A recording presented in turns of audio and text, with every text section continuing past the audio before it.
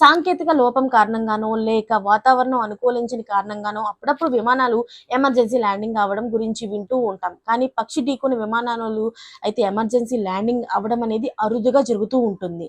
అయితే సోమవారం ఇలాంటి ఘటన ఒకటి చోటు చేసుకుంది. 4000 అడుగుల ఎత్తులో ఉన్న విమానానికి ఇండిగో విమానాన్ని రాబందు ఢీకొనడంతో రాంచీలోని ఎమర్జెన్సీ ల్యాండింగ్ అయితే అయింది. అందుకు సంబంధించిన వివరాల్లోకి వెళ్తే రాంచీ సమీపంలో ఇండిగో విమానాన్ని రాబందు ఢీకొన్నది అని అధికారులు తెలుపుతున్నారు. ప్రమాదం జరిగిన సమయంలోని విమానంలో దాదాపు 10 నుండి 12 నాటికల్ మైళ్ళ దూరంలోని 4000 అడుగుల ఎత్తులో ఉన్నట్లు తెలిపారు అధికారులు.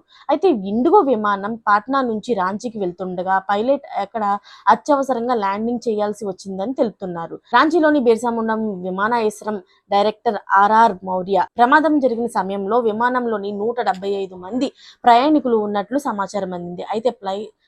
అయితే పైలట్ అప్రమత్తంగా వ్యవహరించి సేఫ్ గా ల్యాండింగ్ చేయడంతో ప్రాణ నష్టం అయితే తప్పిందని, ప్రయాణికులు క్షేమంగా ఉన్నారని తెలిపారు అధికారులు. రాబందు ఢీకొనడంతో విమానం దెబ్బతిన్నట్లు అధికారులు అయితే తెలిపారు.